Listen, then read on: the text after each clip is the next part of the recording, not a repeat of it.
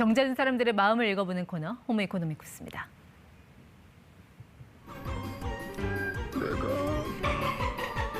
내가 1억짜리 쓰레기를 사다니! 큰맘 먹고 샀지만 환불도 교환도 안 되는 애물단지들 집안에 하나씩은 갖고 계실 겁니다. 결국 나는 비싼 쓰레기를 샀던 걸까요? 이런 후회만 안 해도 돈을 아낄 수 있다 하는 분이 있습니다. 이초와 더 미니멀 대표의 이야기 좀 들어볼게요. 대표님 어서 오십시오. 네, 안녕하세요. 자, 이 미니멀 라이프의 전도사시잖아요. 이 미니멀 라이프도 이 다이어트처럼 요요가 온다고 하는데 좀 잘 하고 계신가요?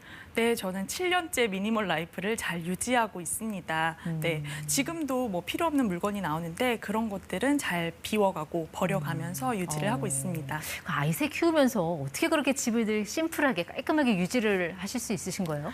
네, 저도 뭐 늘 집이 그런 건 아닌데요. 그렇게 하려고 노력을 많이 하고 있습니다. 네. 그 쓰레기가 거의 없겠어요, 집에? 네, 쓰레기가 근데 아예 없지는 않고요. 늘 쓰레기가 나오는데 그것들을 내가 어떻게 하면 비울 수 있을까? 네, 어떻게 하면 쓰레기를 줄일 수 있을까? 고민하면서 늘 미니멀 라이프를 하고 있는 것 같아요. 근데 이제 항상 뭐 버려야 되는 건 알겠어요. 근데 고민의 지점은 똑같아요. 이거 다시 입게 되지 않을까? 다시 읽지 않을까? 그거거든요. 이 물건을 버려야 될지 말아야 될지 뭐 어떻게 판단을 하세요? 네, 그래서 저한테는 두 가지 기준을 가지고 그런 판단을 하고 있는데요. 첫 번째 기준은 내가 이걸 돈 주고 살까? 그리고 두 번째 기준은 내가 이걸 다른 사람한테 권할 수 있을까 하는 거예요. 예를 들어 우리가 냉장고에 보면은 정체모를 그 검은 비닐봉지 있잖아요. 네, 있죠. 유통기한이 언제까지인지도 모르는데 그런 걸 돈 주고 사진 않는단 말이죠. 그리고 또 집에 귀한 손님이 왔을 때 그런 걸 가지고 우리가 음식 대접을 하지도 않고요. 근데 저는 그런 것들을 버리긴 아까워하면서 우리 가정에 계속 이고지고 살았던 거예요. 네, 그런 걸 깨달으면서 이런 두 가지 기준을 정해서 네. 물건을 비우고 있습니다. 그러니까 설레지 않으면 버려라. 네. 그렇게 비우고 버리다 보면 거의 뭐 대표님 집엔 남아있는 물건이 없을 것 같은데요? 어때요? 네. 예전에 맥시멀 했을 때보다는 물건이 많이 비워졌고 또 제가 이렇게 미니멀 라이프를 하면서 더 이상 사지 않는 물건들이 생겼습니다. 네. 그래서 오늘은 그 물건들을 소개해보고자 합니다. 리스트 만들어 오셨군요. 한번 볼까요? 네. 먼저 여기 사진에서 보듯이 뭐 플라스틱 칫솔, 토스터기, 그리고 액체 세제, 섬유 유연제, 플라스틱 용기, 그리고 전기밥솥 이런 것을 사지 않고 있습니다. 다른 건 모르겠는데 먼저 저 전기밥솥. 아니 아이가 셋이나 있고 5인 가족인데 네. 전기밥솥 없이 그럼 밥 어떻게 해서 드세요? 네. 전기밥솥을 없애고 저는 이제 압력밥솥으로 대체를 했는데요. 저도 신혼 때는 이 전기밥솥 사용을 꽤 했었어요. 네. 근데 알고 보니까 이 전기밥솥에 있는 기능 중에 하나가 604kW를 소비해서 에어컨이나 냉장고보다도 이 전력 소비량이 많아서 전기세를 잡아먹는다고 네. 하고요. 또 제가 쓸 때는 이제 코팅 내솥이었는데 약간 이 내솥을 우리가 이제 코팅 프라이팬도 6개월에서 1년 주기로 교체해 주듯이 이런 내솥도 교체를 해줘야 된다고 하더라고요. 네. 근데 제가 알아봤을 때 그 내솥 비용이 좀 높은 편이었어요. 네, 그래서 이거를 어떻게 하면 내가 바꿀 수 있을까 하다가 아예 스텐 압력 밥솥으로 교체를 하게 됐습니다. 뭐 전기료나 유지 비용은 아낄 수 있을 것 같은데 이 전기밥솥, 즉 압력밥솥은 보온 기능이 없잖아요. 그 애들 밥 해주고 해야 좀 불편하실 것 같은데요? 네, 저도 처음에는 굉장히 불편할 거라고 생각을 했는데요. 밥을 했다가 남으면 그거를 한 끼 분량씩 소분해서 냉동실에 넣어놓고 또 해동해서 먹으면은 갓 지은 밥처럼 맛나거든요. 그래서 생각보다 막상 실천했을 때 불편함이 덜하더라고요. 그렇군요.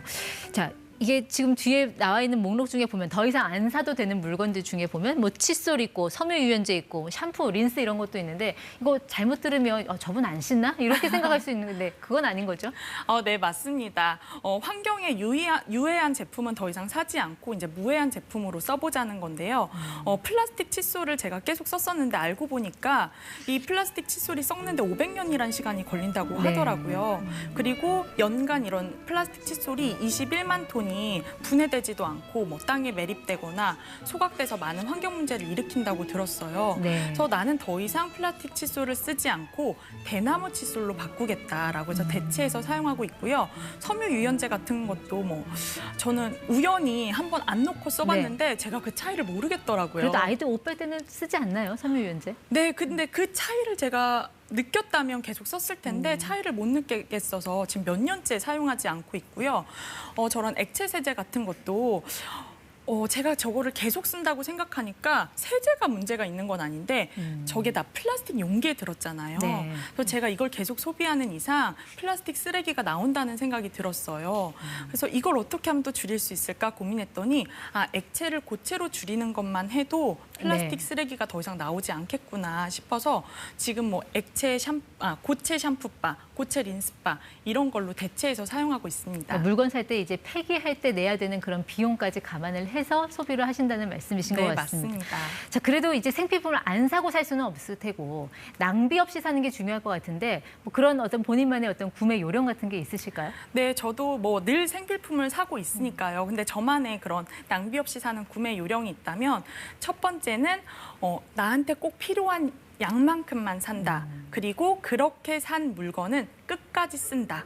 네, 이렇게 두 가지만 지켜도 정말 생필품비를 절약하는 데 많은 도움이 되실 거예요. 근데 이 생필품이라는 게 집에 있는데 어디 있는지를 몰라서 사고 또 사고 이러면서 막 재고가 늘어나잖아요. 이 재고를 정리하는 것도 중요할 것 같은데 그런 건 어떻게 하고 계세요? 네, 그래서 이 생필품들을 한 자리에 모으는 게 중요해요. 예를 들어 휴지를 예로 들면 뭐 하나는 일부는 방에 있고 일부는 창고에 있고 일부는 주방에 있고 이런 식으로 흩어져 있으면 내가 이걸 다 썼나 싶어가지고 또 사게 되고 또 어디에 놔뒀는지 까먹어서 사게 되는 경우도 있거든요. 근데 욕실용품은 욕실용품 재고끼리, 주방용품은 주방용품 재고끼리 이런 식으로 한 자리에 모아서 정리를 해두면 재고 파악이 쉽습니다. 네, 그렇게 뭐 신경 써서 구매하고 뭐 재고 파악도 하고 그러면 실제로 그 생필품에 들어가는 돈이 줄어요? 가계에 보탬이 돼요? 그렇게 하시는 게? 네, 많이 도움이 됩니다. 예를 들어 우리 여성들에게 있어 꼭 생필품은 매달 쓰는 생리대가 있잖아요. 이거를 찾아봤더니 여성 1인당 이제 연간 12만 원에서 15만 원 정도 이제 생리대 구매 비용으로 쓴다고 하더라고요. 근데 저 같은 경우는 이런 일회용 생리대를 쓰지 않고 면 생리대나 생리컵으로 바꿨어요. 네. 물론 이것도 처음 구매할 때는 초기 비용이 드는데 반복적으로 구매하는 게 아니라 이제 한 번 사면 3년 이렇게 쓰거든요. 이렇게 따졌을 때는 전체적인 생필품비를 줄일 수 있는 거죠. 네, 물론 뭐 미니멀 라이프 취지는 너무나 좋은데 주변에서 가끔 뭐 그런 얘기도 듣지 않으세요? 아유, 젊었을 때 좀 쓰면서 살지 뭐 그렇게 좀 궁상맞게 사냐 이런 얘기 듣지 않으세요? 네, 예전에는 많았는데 요즘은 워낙 환경적인 이슈도 높아졌고 또 제로 웨이스트 이런 데 관심 갖는 분들도 많아서 그런 분들보다는 오히려 응원해주는 분들이 많이 생겼어요. 예전에 제가 미니멀 라이프 한 2, 3년 차 때 정말 많은 물건들을 버렸거든요. 그러다가 제가 우연히 방송을 보게 됐는데 거기서 쓰레기 산의 존재를 제가 알게 됐어요. 네. 지금 보시는 저 화면인가요? 네, 지금 영상으로도 나오고 있는데요. 그 쓰레기 산을 보면서 제가 죄책감이 들더라고요. 혹시 내가 미니멀 라이프 한다고 그 버렸던 많은 쓰레기들도 저 중 하나지 않을까? 그래서 저기 있는 지역분들에게 많은 고통을 주고 있는 건 아닐까? 네. 이런 생각이 들면서 그때부터 좀 환경을 생각하는 미니멀 라이프도 하게 됐고요. 네. 저 지금 다행히 저 쓰레기 산은 이제 처리하려고 지자체에서 많은 노력을 하고 있다고 하는데 그 처리 비용이 300억 원을 넘게 투입이 네. 된다고 하더라고요. 어떻게 보면 우리는 쓰레기를 버리는데도 돈을 쓰고 또 쓰레기를 처리하는데도 또 우리의 세금이 들어가는 네. 거예요. 이렇게 따지면 아예 처음부터 쓰레기를 줄이려는 그런 사람들의 노력이 모이면 그러니까 경제적인 효과도 있고 또 환경적으로도 많은 도움이 되지 않을까 생각합니다. 네, 어쨌든 이게 미니멀 라이프 말씀 들어보면은 참 실천이 쉬울 것 같은데 이게 지속 가능하기가 좀 어려운데 오늘 들은 내용 참고하면서 하나씩 실천해 가면 좋을 것 같습니다. 네, 지금까지 호모 이코노미쿠스 이초아 대표와 함께했습니다. 네, 고맙습니다. 감사합니다.